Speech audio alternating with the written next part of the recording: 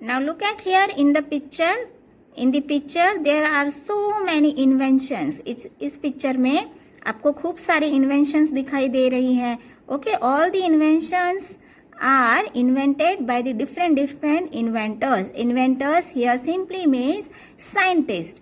Okay, you can see the example, that is bicycle, computer, sewing machine, gliders, then typewriter, telephone, phonograph and light bulbs. Like this, there are so many inventions that the scientist did. Now let's come to the chapter, because right now you have an idea about the scientist and their inventions. Fine. So the wheel, our greatest invention, man's greatest invention, will become fundamental to transport and later to agriculture, industry and the world in which we live today. जो wheel है धीरे धीरे पूरे world में उसका use होने लग गया for the purpose of agriculture, for the purpose of industry and many more. So we can say that, इसलिए हम कह सकते हैं कि the latest technology made it easier for all of us to travel. जो लेटेस्ट टेक्नोलॉजी है उसकी वजह से हम पूरे वर्ल्ड में ट्रैवलिंग कर सकते हैं. After this, once we understand the definition of the scientist and invention, let's start the chapter. There are two parts of this chapter, part 1 and part 2. Part 1 title is famous Indian scientist and part 2 topic, or we can say title, is famous discoveries and inventions. So let's start from part 1. See here, the first line is, necessity is said to be the mother of invention. It means in Hindi, if we are saying, ज़रूरतें आविष्कार की जननी है. I will try to make you clear that this proverb says that if you really need to do something, अगर आप सच में कुछ करना चाहते हैं, you will think of a way of doing it. आप उसे करने के लिए उसके ऊपर सोचने लग जाते हैं, थिंकिंग करने लग जाते हैं. And once you started thinking, you are searching on that. और उसके बाद आप क्या करते हैं, उसके ऊपर सर्चिंग स्टार्ट कर देते हैं. उसी को हम क्या बोलते हैं, इन्वेंशन बोलते हैं.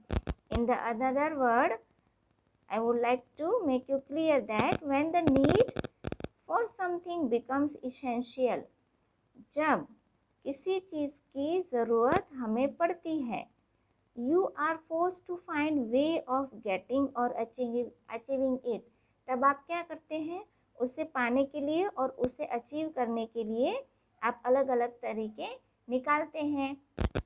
और उस चीज़ को फाइनली प्राप्त करने के लिए आप थोड़े बहुत अदरवाइज इन्वेंशन करते हैं. Isn't it? सो इसी ज़रूरतों से ही क्या होता है, इन्वेंशन क्रिएट होती है. अगर हमें किसी चीज़ की ज़रूरत नहीं है तो उसका इन्वेंशन भी नहीं होगा. Isn't it? If I am giving you such an example, first the man were using the hand fan.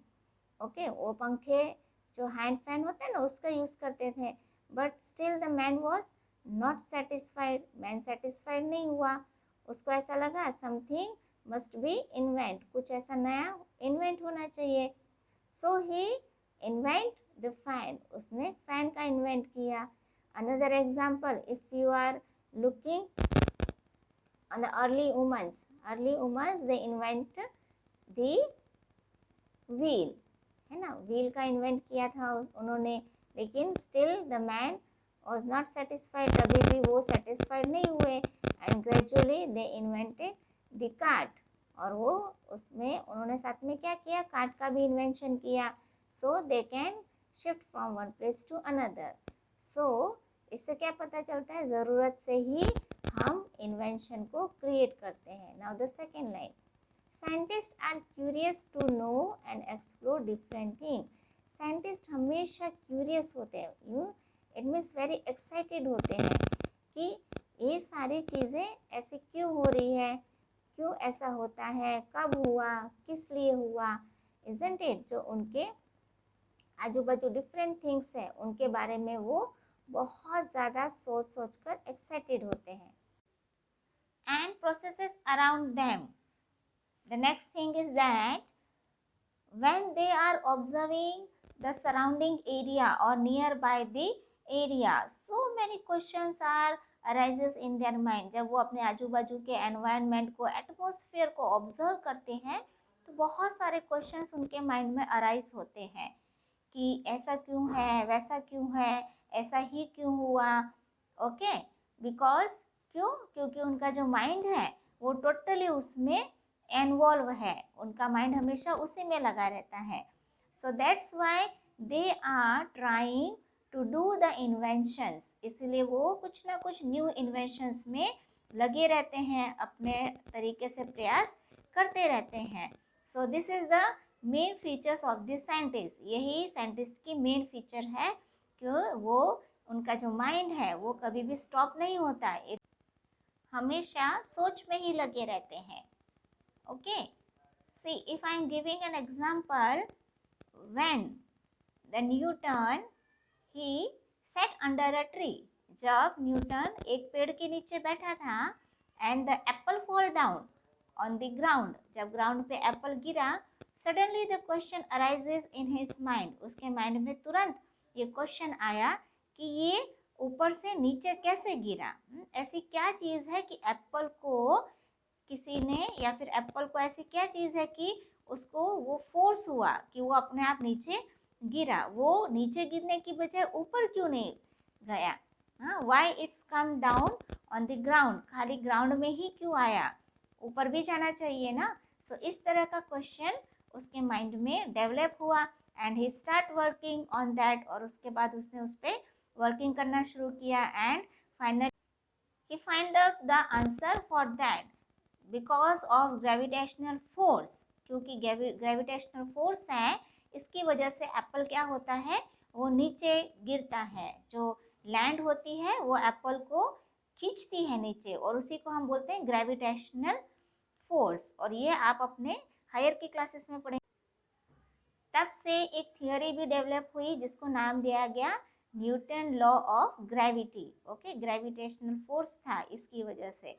Okay, now come to the next line, that is second line. We enjoy all the comforts of knowledge as well as life today.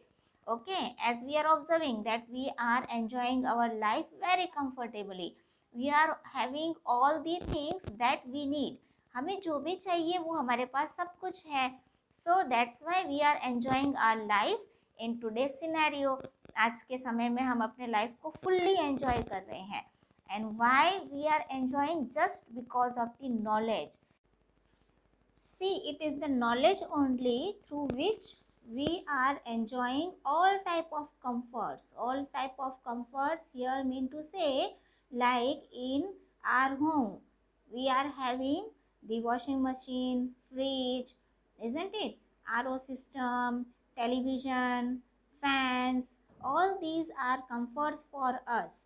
So knowledge के base पर ही हम ये सभी comforts को enjoy कर पा रहे हैं, साथ साथ में हम अपनी लाइफ को भी एंजॉय कर रहे हैं। Suppose if you are not gaining the knowledge, यदि आप नॉलेज नहीं लेते हैं, ओके, अगर आप स्कूल में नॉलेज गेन नहीं करते हैं, so what will be in your future, तो आपका फ्यूचर में क्या होगा, how's your future is, isn't it, आपका फ्यूचर एकदम ही ब्लैंक होगा।